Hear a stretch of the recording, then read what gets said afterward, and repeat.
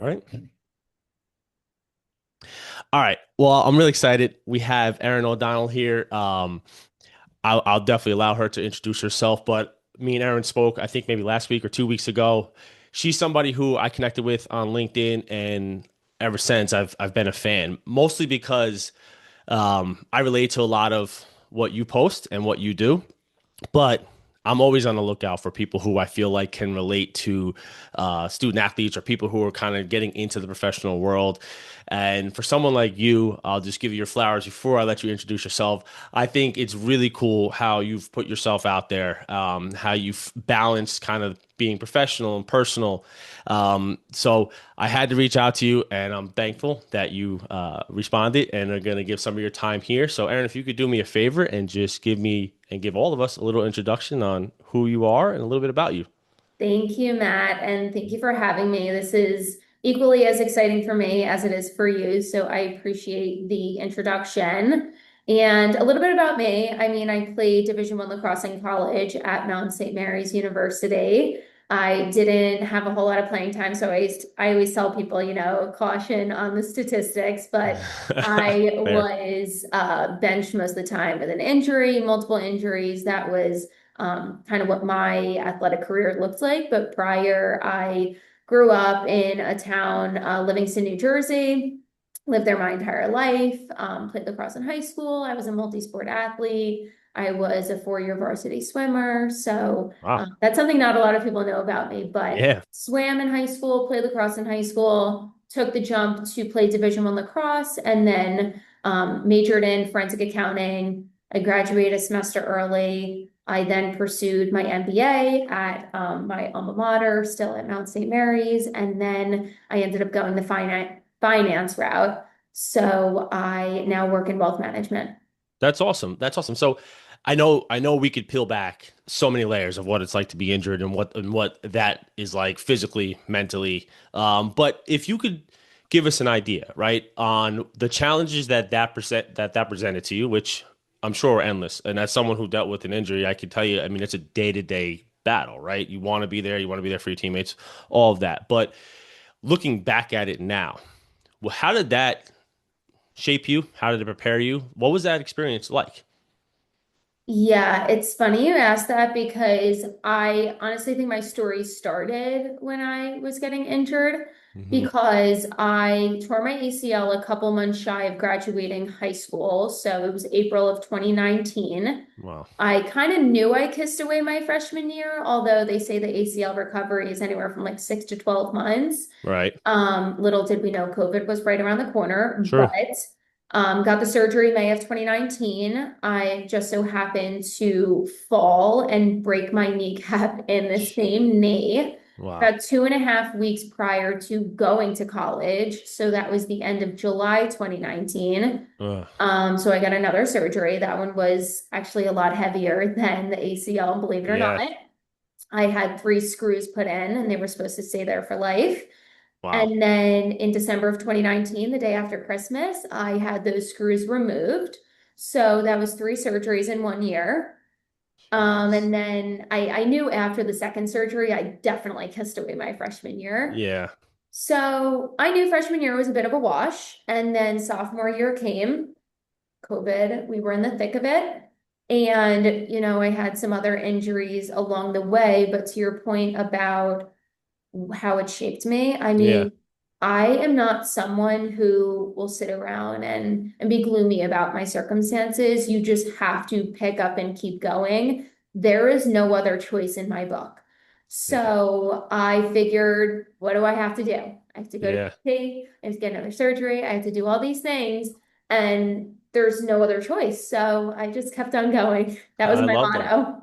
I love that. I mean, quickly, and we don't have to dive into specifics, but did you have good support around you during that time? Was it from school, family, friends? Where did you turn to when you needed support or just like a pick me up? That's a great question, and I really appreciate that question. One I probably have never gotten, frankly. Hmm. And I did feel supported, although you have to think you're a freshman. I Yeah. was 3 hours away from home. I was just Yeah. becoming friends with all these girls on my team. I went to a small school, so there wasn't any Greek life. Right. My high school was actually the same size as my college. So Wow. it was a great transition and I love where I went to college, don't get me wrong, but going into it with an injury was tough enough. And to all the future collegiate athletes, I will tell you, when recruiters and coaches tell you to go to a school, regardless of whether you play or don't play, because you may quit, you may pivot, you may transfer, you want to be able to like being at your school Yeah. despite playing or even being on a sports team. Yeah, yeah, I appreciate you saying that so much because there's there's this thing where you want to go to a brand name that everyone knows, right? You want to go play at the big university, the big school. I mean, not everybody, but a lot of times you'll see decisions be made on maybe not all the factors that go into it, but hey, I want to play here, or just say I'm going to play D1, or say I'm going to play at the SEC, whatever it may be. But I can almost guarantee that at some point during your career, there's going to be some type of roadblock. There's going to be some type of experience where you need to really have strong roots in where you go to school and the people around you. And I know for me, when I started at St. John's and then I transferred to LIU, two totally different schools, one being Big East, one being NEC. You would imagine there was a huge difference, but I was really lucky because of the coach I went to play for, and the university was just as supportive as it was in the Big East. So I was happily surprised by that, and especially for me when I was transferred to a school as an injured player. So I can appreciate you saying that, and we do hear that a lot, right? On how do I decide what the right school is, what the right place is for me. So I appreciate that. And then, so here's the thing. So in my opinion, you're rehabbing, I'm assuming, at school, right? And you kind of know, all right, at least my freshman season and the seasons are in jeopardy. Mm. Um, where does that mental shift start to happen? Is it early on in your college career where you realize, hey, I may need to start to leverage other things? How did that portray itself to you? Yeah, I mean, it was a wake-up call for Yeah, sure. Going from high school to college, I will say they prepare you by telling you, but you'll never understand it until you're actually in it. yeah, So, I mean, granted, I didn't play a whole lot, but waking up for lifting really early in the morning, conditioning every other day. yeah, When you really put together all the hours you put into this, that like I wasn't doing that in high school. I didn't go to an unbelievable lacrosse high school. That just was not it. Some of my teammates did. So hmm, they were eat, sleep, breathing, lifting, conditioning, all that stuff. That was not the case for me in high school. yeah, So when I did get into the D1 nature of it all, it was a wake-up call, but I liked it. I'm someone who really thrives off of structure. And I mean, this is kind of pivoting, but in the real world, once you graduate college, you're not given a whole lot of structure. yeah, You have to make it yourself. yeah, So I definitely appreciated having that structure given to me in college because I tell anyone if I didn't play a sport in college and I did go to a Big Ten or, Indiana, Arizona, Miami, all those yeah. big name schools, I would have a problem. You and me both. You and I me would both. have a couple problems actually. So Yeah. I appreciated the structure in college. Yeah, for sure. And then, so I'll admit, you might be the first person I ever met who majored in, did you call it forensic accounting? Yes. All right, tell me about that. What is that? Okay, so I knew from a very young age, oddly enough, like probably 14, 15, which sounds Hmm. kind of bizarre, that I Yeah. was just very good at accounting. Me and my Oh. brother were very similar. He's a CPA. He majored in accounting and finance. I majored in forensic accounting, Hmm. and all my other siblings are totally different, but him and I Fair. pretty much saw eye to eye on some of the schooling type things. Hmm. So Mount St. Mary's offered a major of forensic accounting. I believe it's not there anymore. I can be should corrected on that, but I don't think it's there anymore. But I figured just take a couple extra classes and have it be called forensic accounting. Yeah, yeah, Genuinely, that's what I was thinking. But when I took the classes, I was fascinated between the criminal side of things, the civil side of things. yeah, So the criminal being like embezzlement, check hiding, all those things, yeah, white collar crime, the Bernie Madoffs, and then the civil side of things would be divorce, things of that nature. So yeah, I just thought it was interesting. It opened up my world a little bit more. And if I didn't go the finance route, I was definitely leaning towards getting my CPA, working at a big four, maybe eventually working for the government. Yeah. And that just was not my path. But Yeah. having the background was really incredible. I will say that. That's awesome. Yeah, I mean that sounds like my Netflix documentary algorithm right there. Like the Bernie Madoffs and stuff. Yeah, So I've seen so it. I've watched it, of oh, I'm course. so intrigued by that stuff. It's interesting how people decide to use their mind and their talents and their skills, right? So all right, so obviously what you do now is not that. So Mhm. you graduated college. And Yep. then what happened? Yeah, so I graduated a semester early. So Okay. amidst all of the ups and downs, I don't know why, and people think this is crazy when I say it. Maybe it had to do with the injury going into college, but I knew the second I left college, my life was going to start. Yeah. So a lot of people feel, oh, I'm going to college and I get all this freedom. My life is really starting. Whereas I knew my life was going to start the second I left. And that's Yeah. not to discredit my time at Mount St. Mary's. I had a great experience despite some ups and downs. I met some really incredible people and I would do it all over again. But, Hmm. once I left, I knew my world was going to open up. So with that said, I kind of fast tracked my degree.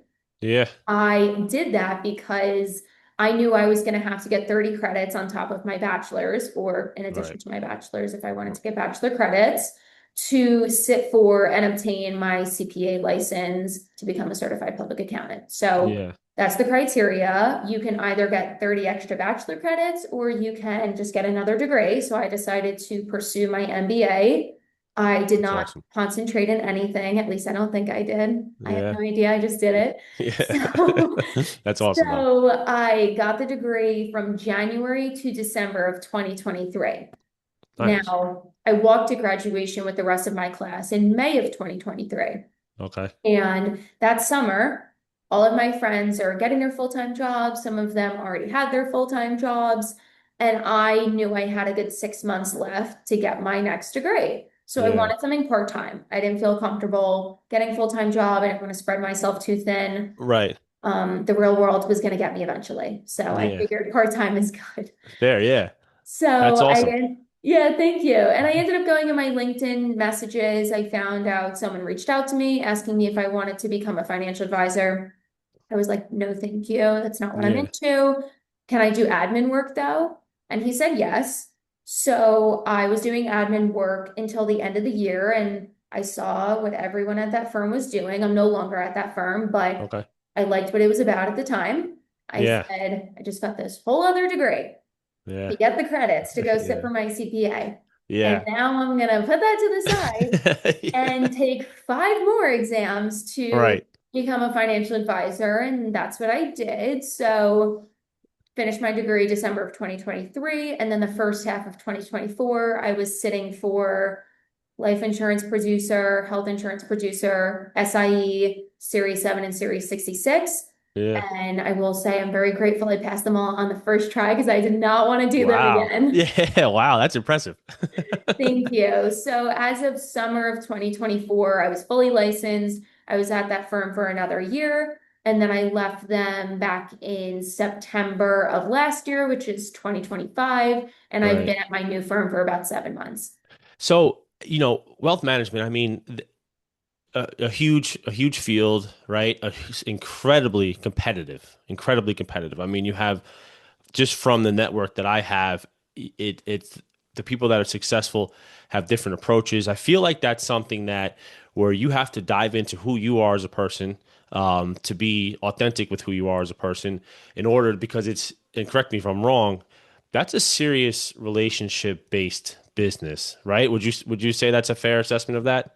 I will absolutely confirm it is a relationship-based business. And that was one of the reasons I transferred from my last firm to this firm is I didn't really feel the relationship with my clients. And that's not to discredit them. It was more so the culture that I was being raised in, if you will. Yeah, But where I'm at now, I moved here because I had so much support from the managing directors, my managers, the people around me. I mean, I am genuinely excited to go to work every single day. that's So awesome. I'm very grateful I landed myself here. Yeah, that's awesome. And then, so, I mean, I know again in the grand scheme, you're still, I'm sure, learning things. I mean, we always are, right? But you're seeing different experiences, different situations. But If somebody were to ask you what makes someone in your field, a wealth manager, successful, or people that you've seen, you've been around, or maybe that you look up to and respect how they've carved their mark in that industry, what would be, let's say, two to three main pillars that makes someone successful in your opinion who may be thinking about jumping into your world, into your industry? Yeah, absolutely. You're really good at asking questions. I give it to Thank you. I you. think about these things. Yeah, absolutely. I'm similar. I'm like questions McGee. I'm always Yeah. asking Yeah. questions. So we could go on forever, but we'll keep it concise today. Fair. But what I will say is I've learned honesty is the best policy. And Hmm. that goes for all aspects of your life. And, similar to I think I said this earlier today, maybe yesterday, but like how nurse practitioners have like better bedside manner than other Yeah. professions. I don't know. I think to myself, in this profession, you could be the smartest person on the planet, but if you don't have good bedside manner and you are not catering to your client and speaking to them the way they want to be spoken to and directing them in a way that is going to cater to them specifically, you're not actually doing your job. Right. So it is on a case by case basis. My youngest client is 24. I think she's 24. Hmm. Maybe she just turned 24. But anyway, Yeah. 24, and then my oldest client, 76. Wow. So I definitely have a wide range, but in terms of my bread and butter, I love the people in their 30s and 40s. They've built a little something for themselves. They Yeah. may be married with kids. There's a lot of life events going on, and Yeah. they just need a nudge in the right direction. I Yeah. think another reason I jive really well with those people is because I have three older sisters and they're all in their Right. 30s. So I just get along with people in that age group, and it's been well. But to your question of two to three factors that make people Yeah. stand out, I will say your authenticity. I have some clients that on paper we have nothing in common, but we understand that it's a long lasting relationship and they trust me enough to lead them in the right direction. And I Right. tell everyone, like, I'm young, I get it. But if you go with the guy who's 60 years old, which amazing, like you should go with the right fit, but he might retire in 10 years and then hand his book off to someone that you don't Right. know. Right. So you pick me, I'll be with you for life and I'll do right Yeah. by you, your family, and all the people in your world. Is that something that you've learned over the last few years, or do you feel like you've always had that skill? And like what I mean is because for me, when I started in business, I was in the fitness industry, and we Right. spent all of our time with our clients in home. It was one on one, and similar. I would work with some clients who were 18 years old, and then I'd be in there and I'd work with clients who were, in their 60s and 70s and grandmothers and have grandchildren and different goals and the same pitch didn't work, right, for the 18-year-old Mm. compared to the 65-year-old. But I'll say I made a lot of mistakes early on. Like I Oh had yeah. to learn that in the field. Is that something that you have learned within the last few years, or do you feel like you kind of had that all along? I don't think I had anything all along. If I'm Yeah. being completely honest, everything in life, in my opinion, is throwing spaghetti at the wall and seeing what sticks. Yeah. So, no one was born an amazing financial advisor. That's just not it. And there Hmm. are people who have been in the business 30, 40, 50 years and they still make mistakes. If they say they don't, I just think they're lying. Yeah. Sorry. Yeah. But what I will say is I'm very cognizant of human nature. I don't know if that makes sense, but I can pick up on the way people are reacting to certain things I'm saying, things that make them tick, things Yeah. that they really like, things that they don't like. And that's where the bedside manner comes in. So Yeah. every person's different. I have clients that are super outgoing.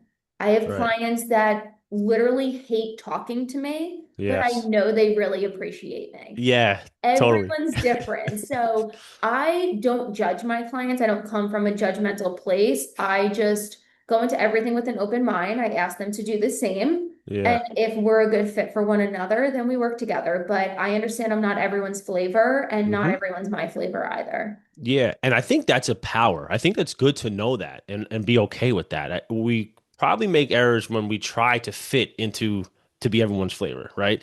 I feel like sometimes I've had to say no to certain clients. Sometimes they've had to say Absolutely. no to me. It's just protect your peace, be able to put your best self forward. And I know for me, as an employer, the demographic of the people that I hire tend to be a little bit younger, tend to come into the field with a certain mindset, and it gets shifted quickly because a lot of things you've said. You're dealing with people, you're dealing with human nature. Selfishly, I like to say I'm grateful for being on a team all my life because baseball we had I don't know 35 guys on a team every year. It just you're never going to connect with everybody. People come from all over the country, different backgrounds, different beliefs. You just have to learn how to be a teammate, right? And that's something that I have learned to leverage a lot.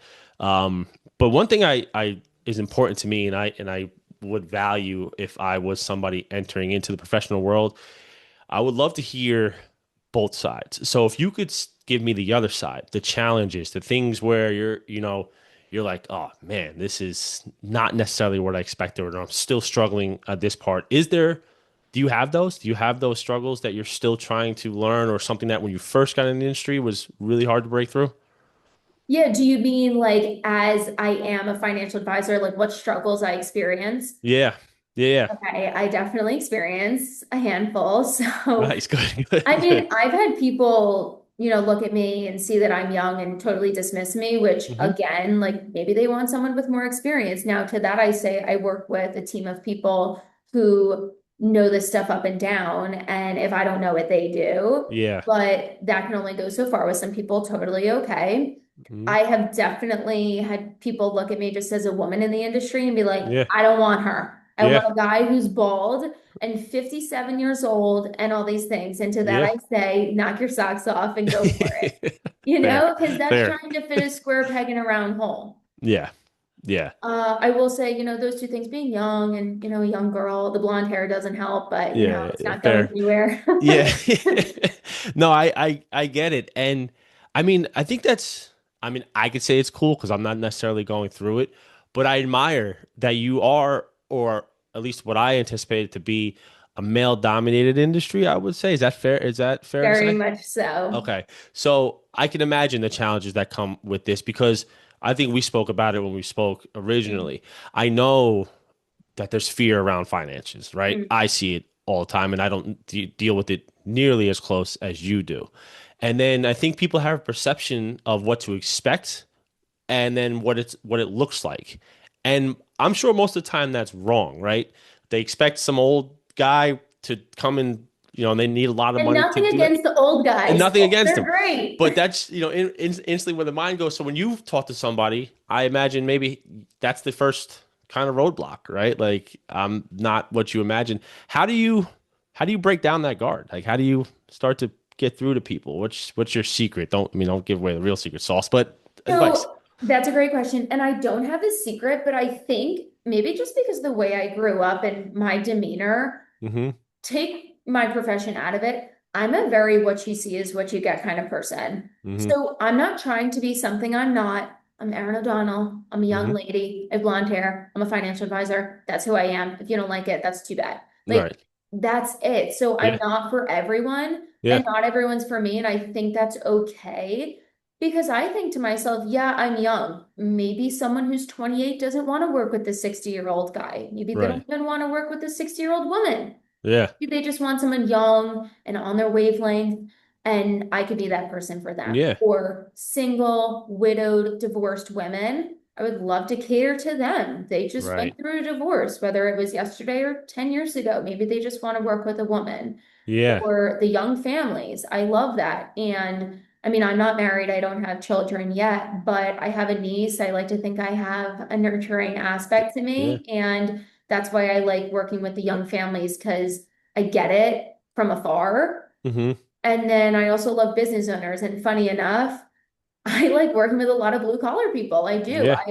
My dad was blue collar. He Mm-hmm. was an independent contractor for Pella Windows. So I just grew up with that kind of stuff.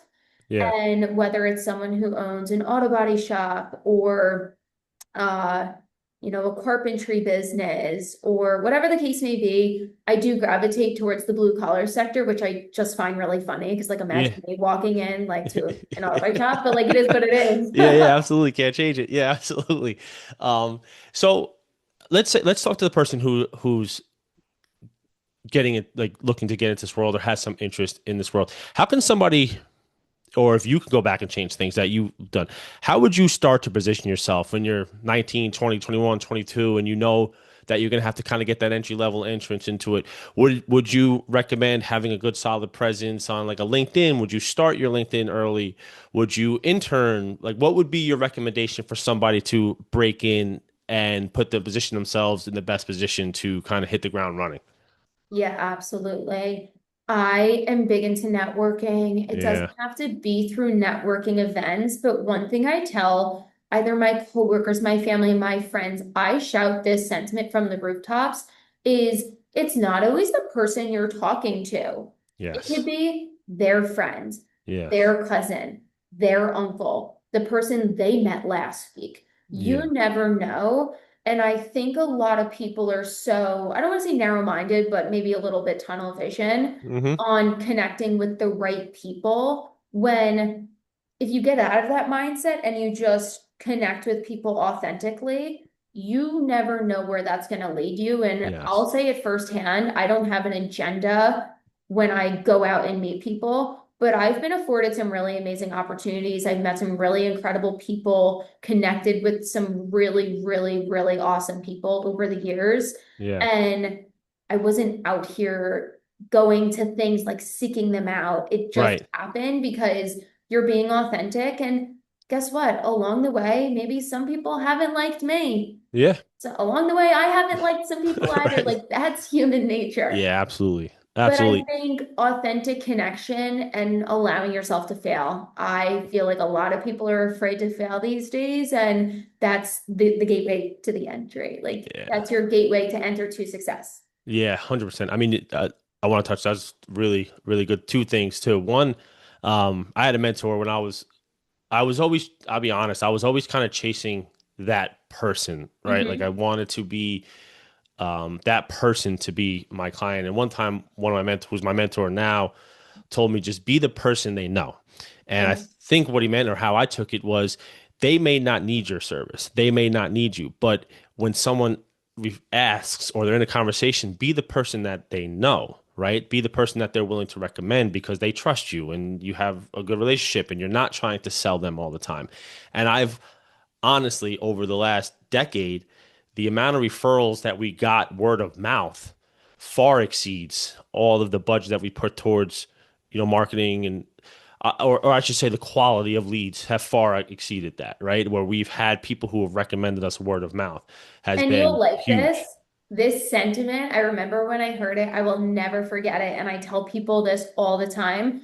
Everyone says it's not what you know, it's who you know. Yeah. And I say, it's not who you know, it's who knows you. Yes. And that has to do with is your name coming out of someone else's mouth in a positive light in rooms where opportunity can find you? That is what matters because I can say I know someone who I met once. I don't even Yeah. have their number in my phone, or, they forgot me 5 seconds after we left the function. Right. I know them. Yeah. Like, this is not a game of name dropping. Like, who do you truly have a vibe going with? And are they speaking highly of you in rooms that you're Right. not in? And that is what matters. Yeah, absolutely. And that's a good thing. So tell me, are you, I mean, I think you are, but I would love to hear how you put it. So, are you building a business around your personal brand? And is that an important quality? Because I know for me, for example, when as an entrepreneur, like I have to, in a way, build a business around who I also am as a person, right? So I have my business and my service, but also the way I represent myself, the way I talk to people, network with people, how I carry myself, whether it be following up with people, like is that a part of what your day to day is? That's a great question. And personal brand is something I'm actively working on. I Hmm. mean, social media is the way of the world, whether we like to say it or not. You're not really growing a business unless you're on some form of social Yeah. media. So, in terms of like who is Erin O'Donnell, I actually had someone ask me that over lunch, who we met briefly a couple months ago, and he was like, "Who is Erin O'Donnell?" And this is someone Yeah. I met at a charity event. He's the CEO of the nonprofit. And it's like, "Who is Erin O'Donnell?" And I was like, Yeah. "Okay, well, I went to school for forensic accounting. I work in finance now. I practice yoga really often. I'm becoming a yoga instructor on the side. It's awesome. I volunteer with two nonprofits, one of which he, of course, knew about because that's how we met. And then the other one being Good Grief, which is helping grieving children who have lost a Mm. parent or a sibling. Wow. And then the initial one that I had mentioned was Big Brother, Big Sister, which is nationwide. Hmm. And that's really who I am. So, in terms of how I'm building my brand in the work sense, I have definitely amped up my social media presence on LinkedIn and I Yeah. love it. Yeah. I make a joke and I say, Alex Earl, she can have TikTok, but I want LinkedIn. Fair. So I like I'm that. going to keep on grinding on LinkedIn. And again, I'm very cognizant and I realize things, and LinkedIn's very stuffy. Yeah. People write a post, I just changed jobs, I got a promotion, which is great. Like that is great for your network to know about. But Hmm. I post a lot about personal growth, lessons I've learned, Yeah. different niches in the finance and insurance sector type things. So in terms of building my brand, I just think authenticity sells. Yeah. Yeah. I thank you for saying that because one of the things when we work with student athletes in college is it's top of the list. Like Mhm. start your personal brand. And it's starting to hit a little bit more than prior years because of NILs, transfer portals. It's kind of a different game in the NCAA.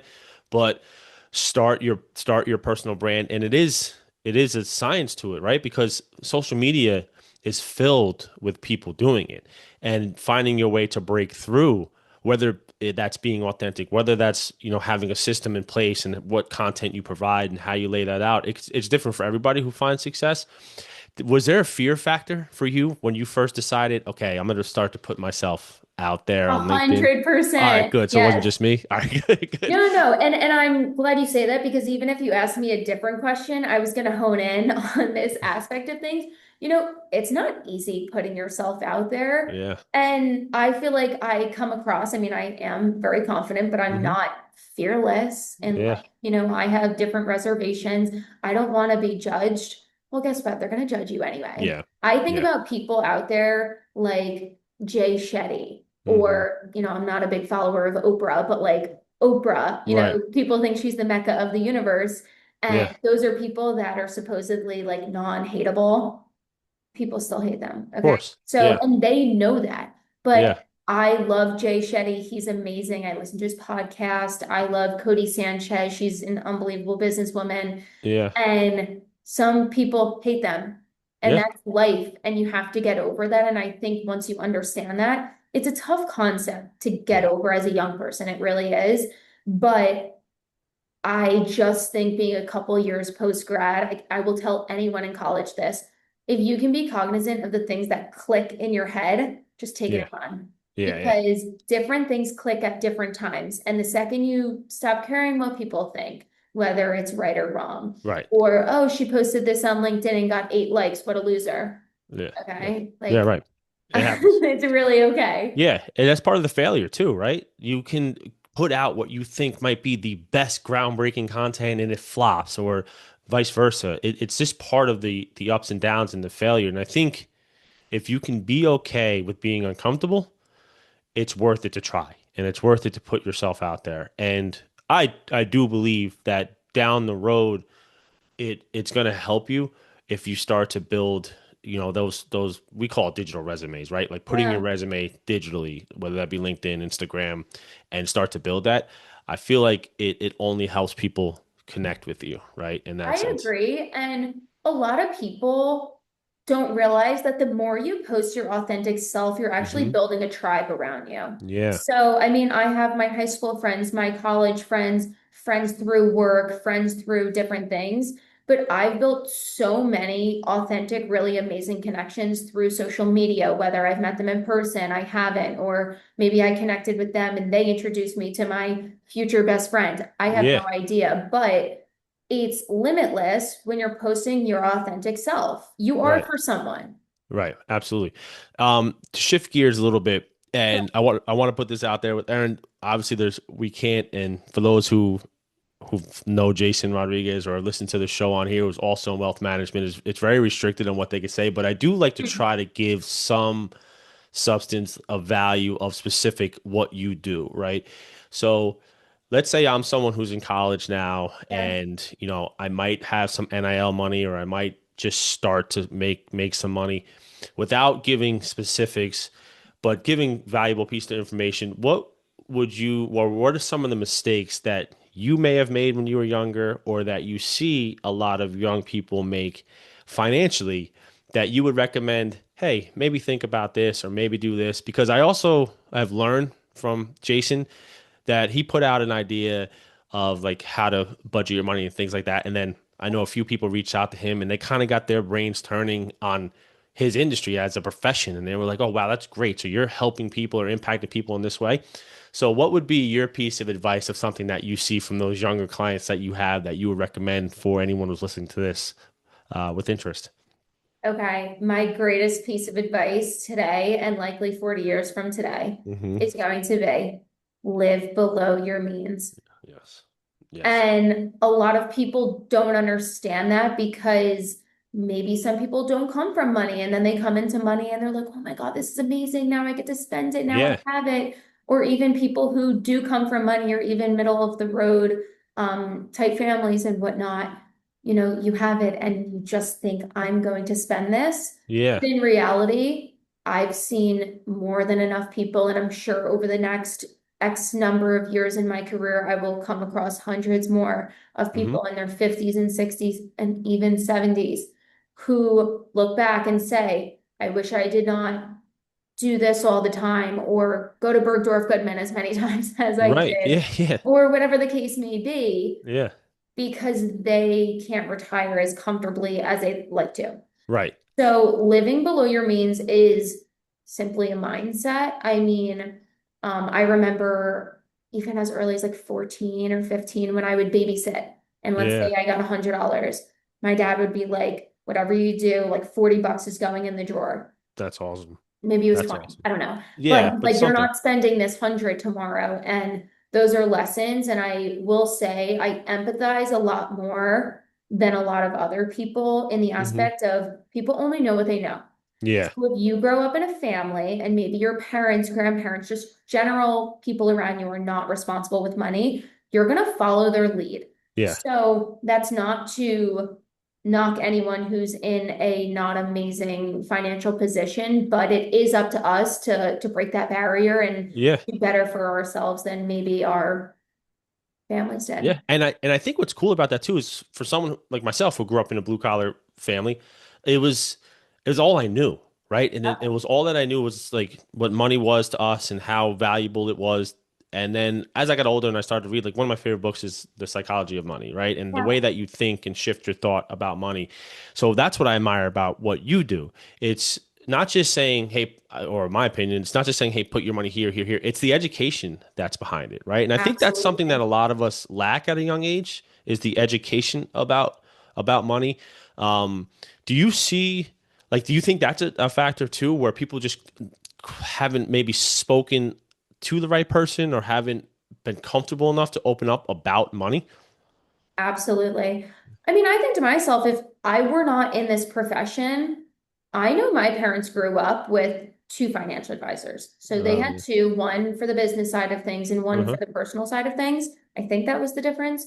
Right. But we had two, and they're great guys. Now, of course, I'm the one, Yeah. but I'm the Yeah. chosen one. Good. But I will say, if I didn't get into this career, I don't know if I would be speaking to them. Hmm. Like I'd be like, no, I'm good. I don't have Yeah. that much money yet. I hear that all the time. I don't have that much money yet. How are you possibly going to help me? And I'm like, Yeah. well, let's sit down for 20 minutes and just have a quick conversation. But the education is a huge gap. And Yeah. it irks me to say the least because people make poor decisions because they don't know any better. Right. Now, granted, do some people make poor decisions because they're just genuinely poor decisions? Yes, that's Yeah. life and we learn our lessons differently, but the education is a huge aspect. And that's why I approach my clients in a way, and I say this to them right from the get, that I will never ask you to sign on the dotted line if you do not understand everything you're signing up for, whether that is insurance or investment focused. Right. Because Yeah. I'm not the person to say, trust me, I got it.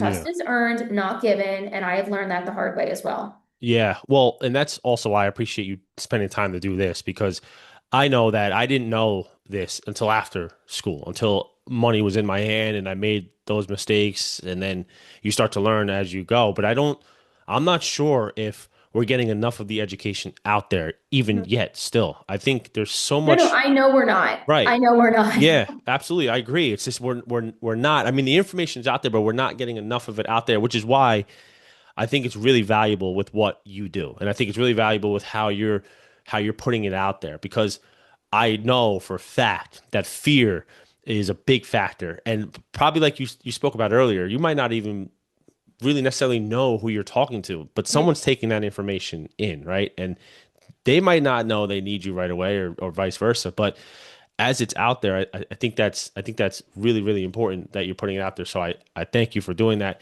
Um, one thing I always ask, and I'll put you on the spot. Um, let's say you're talking to yourself, you're your sophomore, you're a junior, right? And you're sitting in, class or practice and you're there. What would be that piece of advice? What would be that, hey, it's going to be okay, or hey, do this? What would be that thing that you would say to that college student right now with what you know now? Mm, that's a good That's a question. tough one, right? Because I'm sure If your it's mind goes related wild. to money, would you say? No, I would say just kind of where life's going to take you. And if cuz I know when I got hurt, I felt like shit, it's over. Like Yeah. what am I going to do? And I know you shifted kind of in school, but I didn't. I got hurt later and I just didn't know Yeah. what the hell I was going to do. So if I could have had someone say to me, "Hey, just shift your mind a little bit or start to think about things a little bit differently." Would you have a piece of advice for somebody who knows my playing career is over and this might be my last year? Yeah, actually, I do. It came to me. So I forget where I heard this, Hmm. but it rings very true in every aspect of life. It's never as bad as it seems, and it's never as Yeah. good as it seems. Yeah. And in terms of how, it's never as bad as it seems, I dedicated my life to lacrosse. I think I did wall ball 365 days a year for like 3 years. I went Yeah. on Christmas 2 years. I know for a fact I did. Yeah. Yeah. I remember opening up presents. We go across the street to grandma's, we eat, we got a couple hour buffer. I'm going to the wall. Yeah. So, and I play defense, so I think that's Even saying better. something. But, but I dedicated my life to this Yeah. and it got turned upside down and a couple things I failed to mention, but other than having the injuries on the front end, I lost my dad while in college. Uh, And then I happened to get into a car accident and it was no flimsy little car accident. I was helicoptered away wow. to Baltimore shock trauma and they thought I had permanent brain damage. And, looking at me now, Miss Finance Erin Yeah. in Right. suit jacket, You you should wouldn't know have. that, but everyone has a story. So Yeah. I will say, losing my dad, that was definitely as bad as it gets. But Yeah. in terms of the car accident, I was concussed. I had a hernia. I had all these crazy things, and Yeah. I would never wish to go through that again. But it's not as bad as it was. I don't know if that makes sense, but like Yeah. after you're on the other end of it, you're like, Yeah. okay, it wasn't that bad. But then Yeah. guess what? You could hit a home run. Like I won two conference championships. I may not have Yeah. played a whole lot, but I got the rings at home. Yeah. Hell yeah. Yeah. Yeah. Totally. And, it was amazing. The first one we won on my birthday. That's And then the awesome. second one we won the day before my birthday. So then, going to the bar at age 21 Yeah. at Heck yeah. midnight, that was nice. Yeah. But, Yeah. Absolutely. but yeah, but, that was amazing. But Yeah. I don't go about my life like Yeah. wearing two conference championship rings. Like it was amazing, Yeah. but it wasn't as great as it was. And the downfalls were never as bad as they were, if that makes Yeah. I want people to really like listen to that because I feel like we can get so immersed on where we are right now and what's happening to us or for us right now that it's sometimes hard to look down the road, right? And like what the whole big picture is. And that goes for anything. I mean, I even look at some pitfalls with work and I think, oh my gosh, in the moment, it feels so horrendous. Yeah. Whether you missed out on an opportunity or you think you said something wrong and you missed it, or just life in general, having fallout with friends, you Yeah. never know, but it stinks in the moment and Yeah. that's fine. Yeah. but it will not last forever. Rainy Yeah. days don't last forever. That's just the truth. 100%. 100%. I yeah, I want to thank you so much because I know you're busy and taking the time to do this. And for those people who listen to this, it's filled with valuable information. But I also want to encourage people to reach out to you. And I want people who may have connected to you to reach out. You were great with getting back to me. So I feel confident that anyone who is interested, and we've had it in the past, and I think our athletes should continue to do that. But for anyone who is listening to this and can relate to it, what would be the best place to find you? Is it LinkedIn? What would be the best place to connect with you? Yeah, anyone can connect with me on LinkedIn, Hmm. more like professional stuff. You Hmm. can message me on Instagram. I'm on there. Not so much Snapchat. Please Yeah. do not do that. Draw the line there. I'm really not on Facebook that much anymore. Right. Let me think. LinkedIn and Instagram are good. Okay. And then if you want to put my email in the Yeah. footnotes of this, feel free. I am on my email 24/7. So those Awesome. are probably the best modes of And connecting. we'll do that. We'll put those in the description. I'll get that from you because I want to make sure that anyone who wants to can reach out to you. Um, but Aaron, I want to thank you so much. This is the information that we look for. I admire your story. I know what you went through, and I know what you're doing now. I'm a huge fan of yours. I think you're doing great stuff. I'm supporting you from our LinkedIn distance. But thank you so much for your time and volunteering some words of wisdom for us. Absolutely. Well, thank you. This was an amazing opportunity. I always like to share my story, connect with new people. You've been amazing, Thank you. asking all these questions, and you just seem like a really great person. So I look forward to all that's ahead for you. Thank you. Thank you so much. All right. Let's see here. And then perfect. Aaron, thank you